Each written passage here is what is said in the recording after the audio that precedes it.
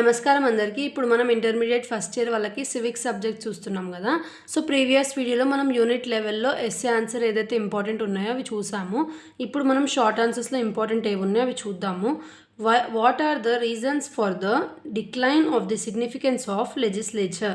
So reasons ఏంటివి decline of the significance of లెజిస్లేచర్కి అని చెప్పి మనకి ఇక్కడ అడుగుతున్నారు. సో అంటే ఏంటి మీనింగ్ అనేది ఇప్పుడు మనం చూద్దాము. So legislature is losing its significance gradually in democratic countries.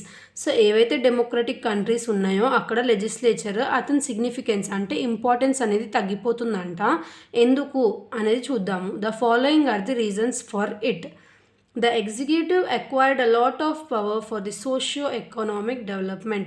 So executive ఎవరైతే ఉందో అతను ఏం చేసిండంట, అతని దగ్గర చాలా పవర్స్ అనేటివి వచ్చినాయంట సోషియో ఇంకా ఎకనామిక్ డెవలప్మెంట్ కోసం. అందుకే ఒక రీజన్ అయి ఉండొచ్చు లెజిస్లేచర్ ఎవరైతే ఉందో అతనికి సిగ్నిఫికెన్స్ అంటే ఇంపార్టెన్స్ అనేది తగ్గిపోవడానికి కారణం.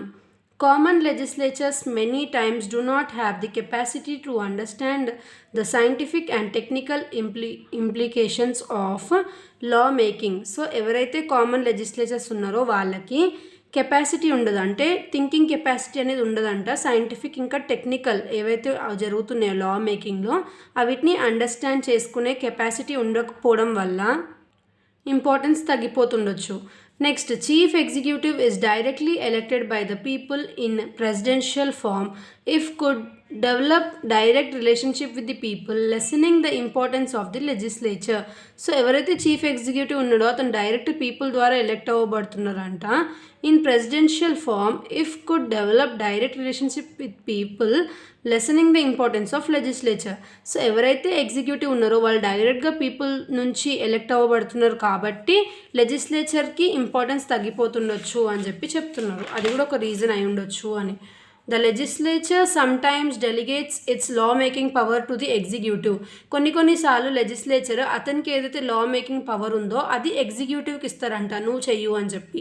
This is called delegated legislation. అంటే అతని వర్క్ అతను చేయకుండా ఎగ్జిక్యూటివ్కి ప్రొవైడ్ చేసి అతనికి లా మేక్ చెయ్యు అంటే నువ్వు లా అనేది తయారు చేయు అని చెప్తాడు కదా. సో అలాంటి దాన్ని డెలిగేటెడ్ లెజిస్లేషన్ అంటారంట. This is another reason. So ఇది కూడా ఇంకొక రీజన్ అయి ఉండొచ్చు. అతని ఇంపార్టెన్స్ ఎవరిది, లెజిస్లేచర్ ఇంపార్టెన్స్ డెమోక్రటిక్ కంట్రీస్లో తగ్గిపోవడానికి కారణం. So next, discuss the reasons for the growth of importance of the executive. So ఇప్పుడు మనం ఏదైతే లెజిస్లేచర్ది గ్రోత్ తగ్గిపోవడము లేదంటే ఇంపార్టెన్స్ తగ్గిపోవడం ఎందుకు చూసాం కదా. ఇప్పుడు ఎవరైతే ఎగ్జిక్యూటివ్ ఉన్నారో అతని గ్రోత్ ఇంకా ఇంపార్టెన్స్ ఎలా పెరుగుతుంది, దానికి రీజన్స్ ఏంటి అనేది చూద్దాము. In modern times, the importance of executive increased due to concept of welfare state, international obligations. So ఈ ఎగ్జిక్యూటివ్ అనేది ఎవరైతే ఉన్నారో వాళ్ళ ఇంపార్టెన్స్ అనేది ఈ మోడర్న్ టైమ్స్లో పెరిగిపోయిందంట. ఎందుకంటే ఏదైతే వెల్ఫేర్ స్టేట్ ఇంకా ఇంటర్నేషనల్ ఆబ్లిగేషన్స్ అనే కాన్సెప్ట్స్ ఇప్పుడు మనకి ఇంట్రడ్యూస్ అయినాయి కాబట్టి ఈ వీళ్ళకి ఎవరైతే ఉన్నారో వాళ్ళ ఇంపార్టెన్స్ పెరిగిపోయింది. The following factors are responsible for the growth of importance of the executive. So ఇవి ఫాలోయింగ్ ఫ్యాక్టర్స్ ఏవైతే వాళ్ళ గ్రోత్ అవ్వడానికి ఉపయోగపడినాయి అని చెప్పి చెప్తున్నారు. Expansion of government activity. The increase in government activities compelled the transfer of many powers from the legislature to executive. The concept of welfare state made the executive to take up various programs in socio-economic sphere. So ఇక్కడ ఏం చెప్తున్నారు, ఏవైతే government activities ఉన్నాయో అవిటిని expand చేయడం వల్ల లెజిస్లేచర్కి ఉన్న చాలా పవర్స్ అనేటివి ఎగ్జిక్యూటివ్కి ట్రాన్స్ఫర్ అయినాయంట. సో అందుకే అతని ఇంపార్టెన్స్ అనేది పెరిగిపోతుందంట. Long intervals between legislature sessions. The long intervals between legislative sessions, its ability to provide laws in advance, delay due to unnecessary discussions and debates in the legislature combine to justify the transfer of powers to executive from legislature. So ఇక్కడ ఏం చెప్తున్నారు, ఏదైతే legislature దగ్గరికి ఏమన్నా వెళ్తే discussions అవి చాలా delay ఇంకా ల్యాగ్ అవుతాయంట.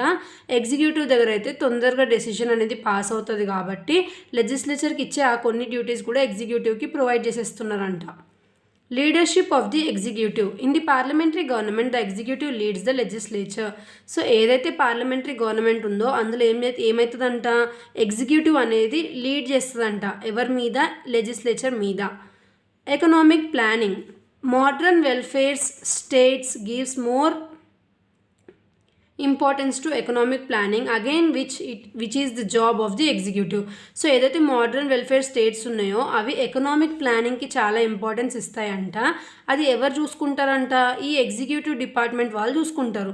సో అందుకే వీళ్ళ ఇంపార్టెన్స్ అనేది పెరిగిపోయింది. ఆ లెజిస్లేచర్ గ్రూప్ ఎవరైతే డిపార్ట్మెంట్ ఉందో గ్రూప్ పీపుల్, సో వాళ్ళ ఇంపార్టెన్స్ అనేది తగ్గిపోయింది. అందుకే power of appointments.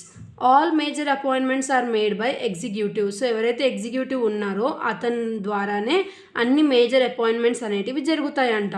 It becomes compulsory for the politicians to be very obedient to the executive to get various positions in the government.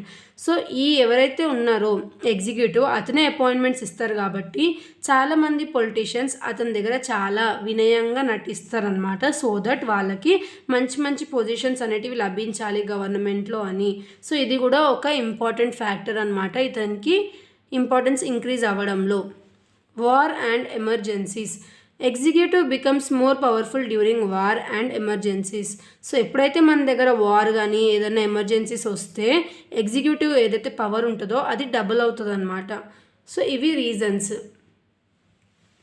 Next judicial review అంటే ఏంటిది అనేది ఇంకొక important question. So judiciary enjoys the power of judicial review.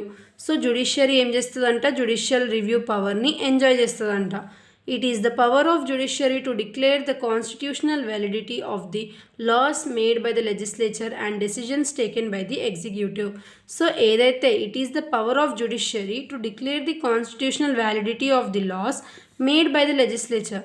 So ఏవైతే loss legislature ద్వారా ready అవ్వబడినాయి అంటే invent అవ్వబడినాయో start అవ్వబడినాయో అవి ఇంకా decisions ఏవైతే ఎగ్జిక్యూటివ్ తీసుకున్నాడో అవన్నీ కాన్స్టిట్యూషన్లో వ్యాలిడేట్ చేయడం లేదంటే డిక్లేర్ చేయడం అనేది ఈ జ్యుడిషియరీకి ఉన్న పవర్ అనమాట.